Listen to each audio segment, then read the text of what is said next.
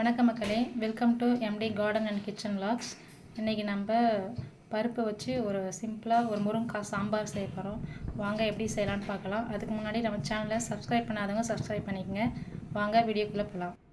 நான் 1 கப்பு துவரம் பருப்பு எடுத்து நல்லா வாஷ் பண்ணிவிட்டு 4 கப்பு தண்ணி விட்டு குக்கரில் வச்சுட்டு ஒரு தக்காளி கட் பண்ணி போட்டுக்கினேன், 2 பூண்டு பல், கொஞ்சமாக சீரகம், ஒரு 4 மிளகு, ஒரு 1/4 ஸ்பூன் நெய் விட்டு நல்லா ஒரு 4 விசில் விட்டு எடுத்து வச்சுருக்கேன். ஒரு பாத்திரத்தில் 4 ஸ்பூன் எண்ணெய் விட்டுக்கலாம். நான் வந்து 4 பேர் சாப்பிட்ற மாதிரி, 4 பேருன்றது ஒரு 5 பேர் சாப்பிட்லாம், அந்த அளவுக்கு செய்வோம் நாங்கள். எண்ணெய் காஞ்சதும் ஒரு 1/4 ஸ்பூன் கடுகு, 1/2 ஸ்பூன் அளவுக்கு, நான் சின்ன ஸ்பூன் வச்சுருக்கறதுனால 2 ஸ்பூன், அது 1/2 ஸ்பூன் தான் பிடிக்கும், 1/2 ஸ்பூன் உளுந்து, 1/4 ஸ்பூன் சீரகம், ஒரு 1/4 ஸ்பூன் அளவுக்கு நாங்கள் வெந்தயம் சேர்த்துப்போம். ஒரு கத்து கருவேப்பிலை, ஒரு 6-7 பல் பூண்டு தட்டி வச்சுருக்கேன், அதையும் சேர்த்துடலாம். 2 பச்சை மிளகாய் சின்னதாக, 2 சிவப்பு மிளகாய் சின்னது, அதையும் சேர்த்துடலாம். கொஞ்சமாக பெருங்காயத்தூள் சேர்த்துடலாம். ஒரு 1 நிமிஷம் வதக்கினா போதும்.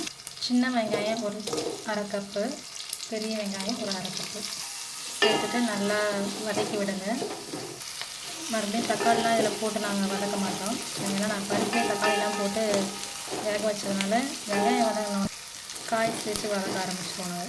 ஒரு 2 முருங்கைக்காவை கட் பண்ணி வாஷ் பண்ணி வச்சுருக்கேன், அதையும் சேர்த்துக்கலாம். அதை ஒரு 2 நிமிஷம் வதக்கினா போதும். நல்லா வதக்கிங்க. ஒரு 1/4 ஸ்பூன் மஞ்சள்தூள் சேர்த்துக்கலாம். தேவையான அளவுக்கு மிளகாய்த்தூள் சேர்த்து,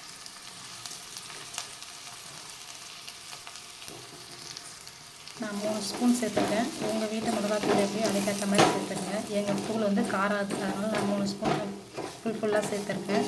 ஒரு பெரட்டிட்டு ஒரு 1 மினிட் அந்த மிளகாத்தூள் வாசனைலாம் போகிறதுக்கு மட்டும் கிளறி விட்டுருக்கேன், போதுமானது. ஒரு கிளாஸ் தண்ணி விட்டுடலாம். இந்த ஸ்டேஜில் நம்ம வேக வச்சுக்கிற பருப்பு, இந்த தக்காளி கொஞ்சம் நல்லா மசிச்சுட்டு அதில் கலக்கலாம்.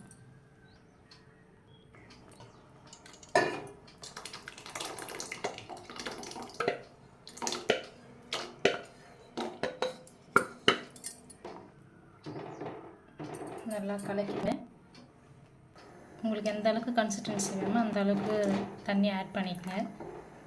இந்த ஸ்டேஜில் நமக்கு தேவையான அளவுக்கு உப்பு சேர்த்துக்கலாம். நான் வந்து ஒரு 1.5 ஸ்பூன் போடுறேன், அப்புறம் வேணும்னா செக் பண்ணிட்டு போட்டுக்கலாம்.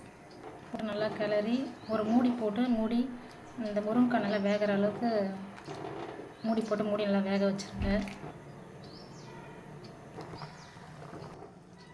முருங்கைக்காய் நல்லா வெந்துடுச்சு. வெந்தால் தான் முருங்கைக்காய் பார்த்திங்கன்னா மேலே நல்லா மிதக்கிட்டு வரும். இந்த ஸ்டேஜில் நான் ஒரு லெமன் சைஸு புளி எடுத்து ஒரு முறை வாஷ் பண்ணிவிட்டு அதுக்கப்புறம் ஊற வச்சு கரைச்சி புளியை ஊற்றி வச்சுருக்கேன், அது இதில் சேர்த்துக்கலாம். நல்லா கலந்து ஒரு மூடி போட்டு மூடி வச்சுருங்க. ஒரு 3-4 நிமிஷம் நல்லா கொதிக்கட்டும். புளியுடைய பச்சை வாசனைலாம் போகிற அளவுக்கு நல்லா கொதிக்கட்டும். இந்த கொதிக்கும்போது இந்த முருங்கைக்காய் வாசனை இருக்குது பாருங்கள், செம்ம வாசனை, இதை அரைச்சிக்க ஆளே இல்லை.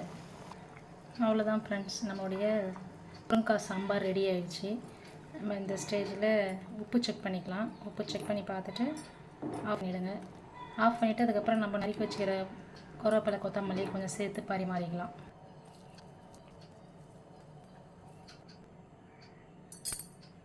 சுவையான முருங்கைக்காய் சாம்பார் தயார். நம்ம சூடான சாதத்தில் போட்டு சாப்பிட்லாம், இன்னும் சூப்பராக இருக்கும். உங்களுக்கு இந்த பதிவு பிடிச்சிருக்குன்னு நம்புகிறேன். மீண்டும் அடுத்த பதிவில் சந்திக்கலாம். தேங்க்யூ.